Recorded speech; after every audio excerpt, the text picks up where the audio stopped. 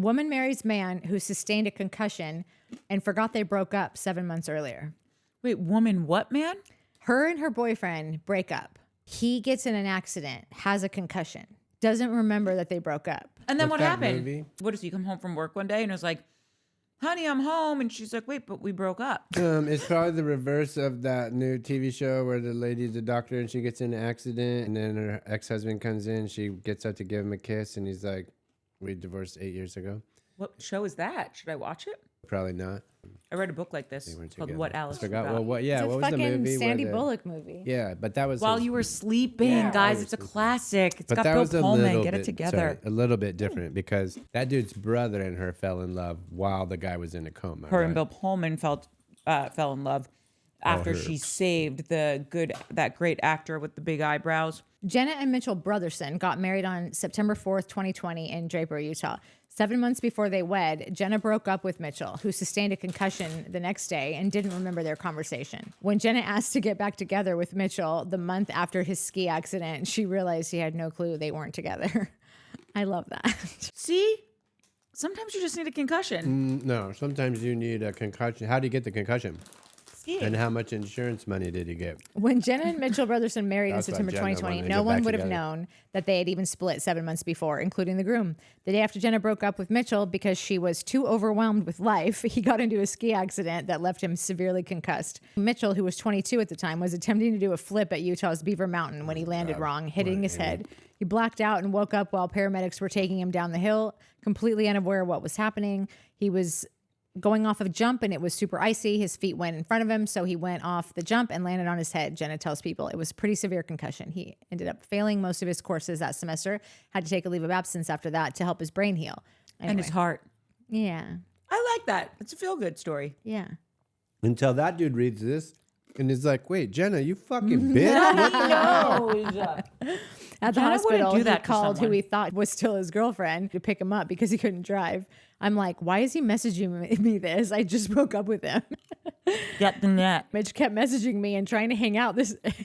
Trying to hang out. And I was up? confused as to why he would keep messaging me because we had broken up. I thought that maybe he took the statement of staying friends really seriously. It even was to the point when I told him that my roommates and I had a hard day and he came and brought us ice cream. Stop it. I feel like this concussion knocked a screw back into Yeah. place, and now he's like boyfriend of the year. Yes. Jenna almost immediately regretted her decision to break up with Mitchell because he had been so kind and thoughtful of her feelings during their conversation and just tried to help her through the difficulties of her life instead of being upset or mean. So she reevaluated their breakup in March 2020 while on vacation for spring break. I was nervous to swallow my pride and ask if he would date again, says Jenna, who received a text from Mitchell to hang out that day she returned. After hanging out with friends, we chatted in the evening and I asked to get back together with him. That was when I realized he had no clue we even broke up. Oh my!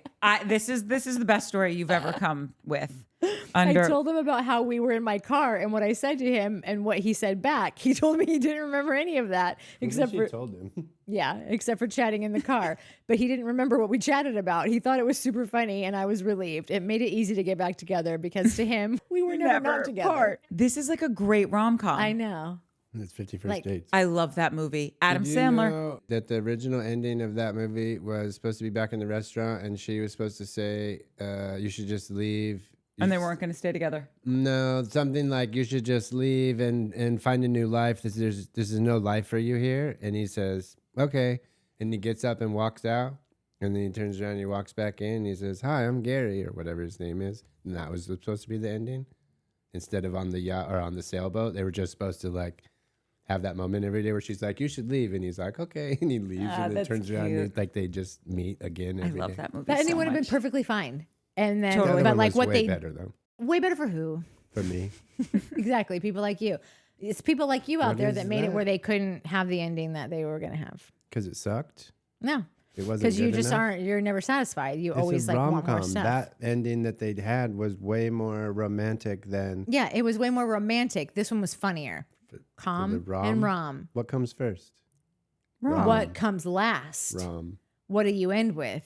Rom. But the ending was more romantic. That's what I'm saying. Yeah. She's saying Yeah, that they I'm should have saying done that like other I would have one. been perfectly happy with that ending. I would have just thought that was hilarious and like. Oh, I'm sorry. Oh my God. We're I'm the really turning on Roms. you today. She's the Coms. No, you're not turning on me.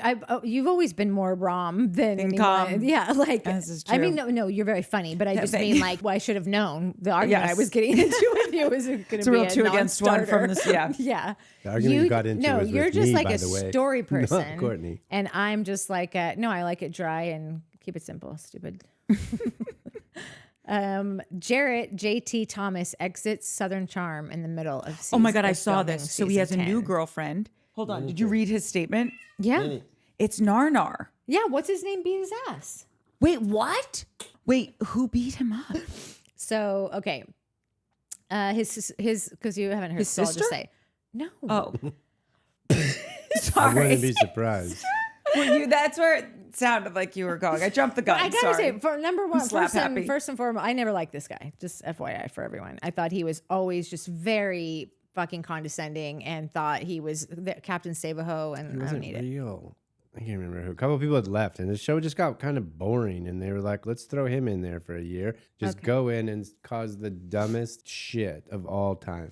It was also interesting because he was like, quote unquote, in love with Taylor. I thought last season was very riveting. I also think that he's one of those guys that's probably had a rough go of it, been picked on, all that kind of stuff. So it's like his bravado enters the room before he does, and he can come off incredibly unlikable because of that. He's one of those people where they will drive me nuts, but then I'll be seated next to him at a dinner party and I'll talk to him and I'll see the actual good stuff inside. And I'm like, see, show that more, buddy. That's See, that's what I mean. nice. Because I like being superficial about this stuff, but you will bring it to like, I actually sat next to him at a wedding and he was so lovely. And like, But of don't you course, I see know. him like that? No, I'm 1,000% sure he would be. I just want to know that like, that is not my role on this show to bring that parts to you. My role is to just tell you, I never liked this guy. He got involved where he didn't belong. He was shorter than everyone. He had to Well, that's sit- not his He had fault. to We sit up can't on like that him. stool. He had to like stand up on a stool. This is why I'm bringing it up. Because remember when he went to yell at, who did he yell at? Shep. Yeah, and he had to like get up on a stool to like. It was just a very whatever, and he was This just stool did not bother me. I didn't care. that he had to stand up on a stool to yell at someone. I think No, I that just was mean, a like, joke. I feel like he knows that he's Yeah, not I the think tallest guy in the world, and he just wanted to prove a point. Like, whatever. I don't want to give a shit about it. It's neither here nor there to me.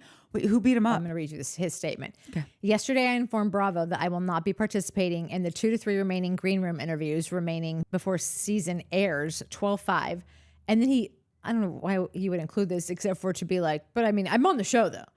He wrote, I've done about 9 thus far leading up to today. I no longer wish to participate in any ways moving forward with the TV show, he continued.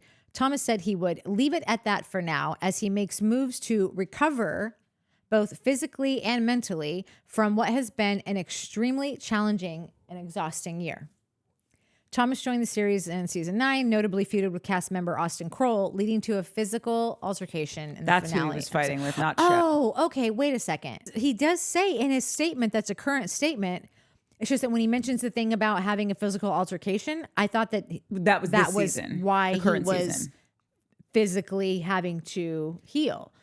The sneak peek revealed he has a tense interaction with his co-star Madison LaCroix after another cast member, Craig Conover, told her that Thomas referred to her as a bitch. Leave it to Craig to tattle. I love Craig, Yeah, by I the love way, Craig but too. I just think it's so Craig to be like, Because he Craig's called you got a bitch. Craig has a quality in a man that I personally really adore. He's got just a little bit of girl in him. Yes. In the sense of like A little bit. like he'll sit down and be like, "What's the tea, ladies?" Like he would rather hang out with the girls than He's the guys. making throw pillows. Like He knows what side of the bread his is buttered on. Yeah. I like it. So Craig told Madison that Thomas called her a bitch. And then LaCroix shot back, he will be the bitch when I'm done with him. So maybe she's the one that pops him one. I don't know. Thomas also revealed he was holding on to some romantic feelings for his co-star Vanita in the trailer, an issue which seemed to cause controversy online. Soon after the trailer's release, a woman on social media came forward alleging to have also been involved with Thomas while the show was filming, which led many fans to speculate that he was creating a storyline for the series. This is the biggest issue I have with him, I guess, because he does have good points. Yeah. Like I like that he stood up to Austin and was like, Austin, you're a man child and you're fucking with this girl's emotions or Shep, like stop playing with Taylor's, like she's like, you're the cat and she's the mouse. Like that's not it, bro. But he does it in a way that you can't really hear it. And that's where he loses me. But I think his point is, all I want are characters. All I want are people that are standing out. It's why I like Hannah and not Nick, even though Nick's probably more right. I don't care. You bring me nothing, Nick. You're a no one, nobody. Hannah, you're a disaster, but you're bringing it. So I want these characters, but he just came off so, like very just like whiny and like fuck the patriarchy. Yeah, fuck the patriarchy, but like you don't need to say that for us. We got Madison for that. Don't worry about it. Don't even trip off that. I think that's why he annoys me is that I wanted more characters. I think that this would be like this group of people are such fucking textbook high school, especially at this point now that they are in like whatever 9 seasons in or something. Like it is so hard to crack that group at this point. And so you would have to be super dynamic to do it. And he just couldn't do it. So I think that's why I didn't like you, dude. I was on a blind date many, many moons ago. And this guy is very good friends with Whitney from the show. Whitney's the one Whitney, who created, produced, but is like barely on. He just like dips in and out with his mom, Patricia. And Michael, I know, the butler, passed away. R.I.P. I loved him. I know, me too. We were talking, I think, about like my love of reality TV or whatever. I was like, he's like, my friend's trying to pitch this show. He just sent me the trailer. Do you want to see it? And I was like, fuck yeah, I do. And it was the trailer for Southern Charm. And it was a hot mess. And I gave incredibly astute notes because I believe, if you do anything for 10,000 hours, you're like, what do they say? You're a master at it. Clearly I've surpassed 10,000 hours about 100,000 hours ago. And I'm always so curious if anyone told Whitney my notes because it was night and day from the trailer that I saw. And now it's this. So basically I'm telling you, you're welcome. You have me to thank for the show getting on the air. Thank you. You just saved these little ditties up after you like convinced us to watch this show. Like you could have offered us that information at any point. Yeah, but that's good. I'm full of surprises. No, that is good. Yeah. If I get Denise is a cat I'm meeting tomorrow. She is 27 pounds. That's a big turkey. She'll make my legs numb. Yeah, that's a fat. I'm gonna have to put her on a diet. Listen. You don't need to change up her lifestyle. She's become accustomed to. She's already really likes that girl she's with now. And she's going to be like, this bitch gives me that. I would just feed her. Well, maybe she's just a bigger cat. I'm just going to feed her what I would feed my other cats if I get her. Yeah. Billy Baldwin and wife Channa Phillips live in separate homes because of an allergy to one another. Wait a minute. Is Billy Baldwin Hailey Bieber's dad? And there's one that's a Looney Tune. Stephen Baldwin? Yeah, that's Haley's dad. This guy's kids are Brooke, Jameson, and Vance. There's a Deadline article about, it was like on Twitter. And so I see the headline and I reply on Twitter, is this the Baldwin I hate? And then he wrote back to me and goes, absolutely not. Makes you like him. Wait a minute. They live in separate houses because of an allergy to each other? Hold on. And is Channa Phillips related to anyone in Wilson Phillips? I'm pretty sure she's the blonde. Yeah, I think that's what I was it's gonna say. Michelle Phillips and John Phillips' daughter. But she was in that band, right? Yeah. No, her mom is Michelle Phillips, who is in The Mamas and the Papas. But she's in Wilson Phillips. Oh, I'm sorry. Yeah, that's Channa is Channa Phillips was in Wilson Phillips. Her mom was in The Mamas and the Papas. So Billy Baldwin and his wife, Channa Phillips, are living on their terms. The singer revealed, "We just need a little time apart because we are sort of an allergy to one another," Phillips says. And it's okay. I'm sure lots of different couples are allergies to each other. Baldwin, 61, then chimed in and claimed it's actually his wife who prefers to be away from him, not the other way around. Phillips lives in Santa Barbara, while Baldwin resides in Beverly Hills, and they occasionally flip-flop locations. They go to therapy, have date nights, and sleepovers. She says, although they stay in touch, they aren't forcing themselves to be subjected to each other's energy 24/7. Honestly, if it works, they've been together since 95, something's working. I know. I'm fine with it. Do you think that they have an open relationship No. sexually? No. I don't think so. I didn't get that from this. What I got from this is that if they don't do this, then that would probably be the, like, I don't know anything about that, but I'm just saying, have you ever like, dated someone that like you have such great chemistry, you have such a good time with? It's like fireworks, but you will kill each other if you actually stayed together long term. I think that's what she's talking about and said it in like the nicest way. It's an allergy. No, totally. This light went out, but that's the breaks. That's how we know we're going too long. Yeah, that's a problem. Okay, we're almost done though. Diddy's lawyers asked for bail again. Diddy's once again trying to get out of jail, awaiting his trial, filing a new motion on Friday asking for bail and pointing to cases where his lawyers claim defendants facing similar charges were released. No. According to legal docs obtained by TMZ, the music mogul's lawyers say Diddy's offering a comprehensive bail package complete with a $50 million bond and basically round-the-clock surveillance to ensure he doesn't try to flee the country or intimidate witnesses. It's a similar argument to the one they made back in September when his bail was shot down twice. But the attorneys cite other cases where they say defendants accused of similar crimes were allowed to post bail while awaiting trial. For example, one case involved a CEO accused of sex trafficking dozens of young men, along with an accomplice who allegedly intimidated witnesses. But they go to traffic people and go home. Honestly. And I have more money than him. Oh my God. I can't. It's called precedent. I know what it's called, motherfucker. I watched Boston Legal. I worked on that show. I forgot. Oh, that's not Allie. I was like, wait, is that show we watched in Arizona? No, that was Ally McBeal. That was another legal drama. It was all the same people, though. Season 5. That's what we watched. That's apparently all you need to watch because that's what Downey. Yeah, so you good. only watch the season with Downey, and then it goes down. And then it goes downhill. It's a bummer because Downey. God, he was on fucking good. He was on, I want to say it was some podcast. It may have been Smartless. And he goes, yeah, things had really turned around for me. I was doing Ally McBeal. And then my drug dealer found my pager number. And I just think he's just one of the quickest dudes ever. Yeah. And I love that he can laugh at, obviously, all the addiction shit that he's gone through. And it makes him even more likable. I really like him.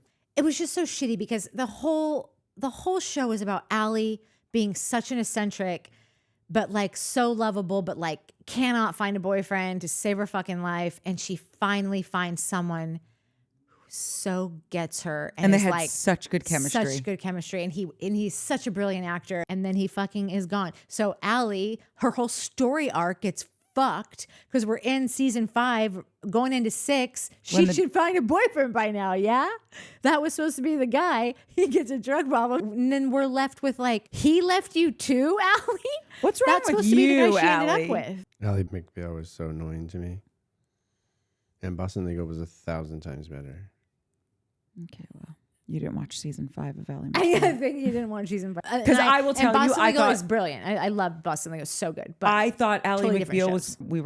We were in the Tooth last year, and Nat put it on. I'm like, we're watching Ally McBeal. She's like, and Natalie never has an opinion on any, contrary to what you see here. She never has an opinion on anything when we travel together. She's like, yeah, whatever you want to eat, whatever you want to watch. She's already, when we go to the grocery store, she already knows what she wants to make. When we're going to go out to dinner, she's already been thinking since lunch, what are we going to have for dinner? And like, I just don't have those thoughts. Like, I don't think that way. And I'm also like a garbage disposal. I'll eat anything. Or you do have those thoughts and you've forgotten them by the time it's dinner. I probably forgot. Yeah. You're not even listening to yourself. This bitch dug her heels in on season 5 of Ally McBee. And I was like, okay, fine. Give me some mushrooms and let's do this. Well, that's why you liked it. No, I'm kidding. I actually didn't take the mushrooms. No, because I was like, I brought them for her. And then I was like, that's Courtney always has a reaction to things that like I don't, because I have like a steel cage. I've been eating the worst of the worst since like day 1 of my life. So like I literally had to go, Courtney, I'm only not offering these to you again because I've decided it's probably not a good idea. It could kill you. Like you're here for work. I don't want to ruin your trip. So I did. Yeah, and it'll be my fault. Courtney spent all this money on her fucking one buy trip a year. But I will tell you, this show had me hook, line, and sinker. I looked at her with like tears just streaming down my face. I'm like, this is the best television I've ever seen. You've never told me about this. And I will say the cutest thing happened because Molly Mushrooms over here was super stony baloney and like had a brewski. And I just look over at her. And I'm thinking she's so happy because the show's so good, which it was. But she was just like this. We call mushrooms in this house cuddle candies. I don't. That's when she likes to cuddle. That's what Mike calls them. You gonna take any cuddle candies? Pop some of them cuddle candies tonight. Dude, it's serious, dude. Like all day long, I'll be like, hi, can I have a hug? And she'll be like, yeah, can you not touch me? And then 20 minutes after those cuddle candies kick in, and I get one of these. Little slanty eyes, all glassy and a grin. I'm like, yeah, fuck, it's on. And I'm not even talking about boning. I'm straight talking about He's cuddle also time. talking about boning. I am talking about boning. I'm always talking about boning. But there is a good cuddle sesh right before it, and I like to cuddle. Oh my God, Mark, that's so cute. Mm. I like to cuddle. Let me start slipping them in her. Okay, well, whatever. that's, I think, I we're know, crossing a line there. You've been Not if watching you've too been much together Diddy for a talk. long time. I think the court of law does not take that into consideration. Your Honor, they're sue cuddle you first. candies. Sean Diddy comes lined walls, ceilings of $500,000 freak off parties with hundreds of mirrors, wall to wall debauchery. I started to read the article and I'm like, that I headline's can't. enough. Do That's you all I'm know gonna say. how many people, children, animals, the environment you could have helped, but instead you decide to rent out a floor of the Intercontinental and whatever that town is, not Culver City. Century City. Thank you. I knew it was a city. Century City. Tarp it in hefty bags and douse everyone in drug-laced baby oil. Thank you for your contribution to society, Sean. Yeah. It's really upsetting. he's so gross. Gross. Okay, last one. Beyond This gross. is just You a guys don't funny like to thing party. to me. No, This is just give me a cuddle candy. a headline on People. The Golden Bachelor's Theresa Nist reveals new details about Gerry Turner split. What are the deets? Nist was asked if distance was really the reason behind her and Turner's split, and she admitted, "You really can't know somebody in 4 weeks. I'll just say that." I don't want to say any more than that, she continued, though she did concede that it was not just the location thing that prompted their divorce. Nist also told a story on the podcast about a disagreement she and Turner got into during one of her visits to Indiana. So we're driving from the airport and it was like 3 hours and we're getting closer to Gary's house, she recalled. So I see this open land. I don't see crops. I just think it's flat land. And I go, oh, wow, you could build townhomes there. That's all I said. And Gerry said, oh, so you want to take the farmer's land away from him? I go, note to self, don't say that again. Nist said her comment sparked a larger conversation about the couple's different views on land, which wasn't her intention, as Turner allegedly got defensive over farmland being protected in the Midwest. This is hilarious to me because you know how they say like the number one cause of divorce is money and the second, I don't even know what the second, because money is probably also the second. Yeah. Never once have I cause for the split, farmland. Farmland debate. I love how she goes, listen, I'll just leave it at that. But he did pick me up from the airport one time. It was about a 2-hour drive. what He happened. wouldn't even stop to get me a Starbucks. Quite frankly, I don't even think they had a Starbucks there. Anyway, we are Indiana? driving and it is flat and it is going on. And it's just so great that this broad, I never thought they were a good match, quite I frankly. never liked him. That's why I stopped. That's why I didn't watch it, because I just was like, yeah, okay, great, older. There are some older guys that are foxes. He would just look cheese stick to me. So many of them on this season were really sexy. I truly thought it was going to last forever, she wrote. It turns out, even at the age of 70, you don't know everything. Sometimes things don't go the way that you planned, and that's okay. So what you're saying is one of these things didn't work out? These couples on this reality shows didn't One. work out? Don't yuck my yum. Let's talk about the Golden Bachelorette, right? Are we talking about the Golden Bachelor? Or are we talking about all the dudes? Because it was the final Yeah, hose. it was the men tell all. They got about 75% through the show, and then Jesse's like, we'll be right back with bloopers. I thought I was watching bloopers the whole time. Like, It was a season of bloopers. yeah. Bloop.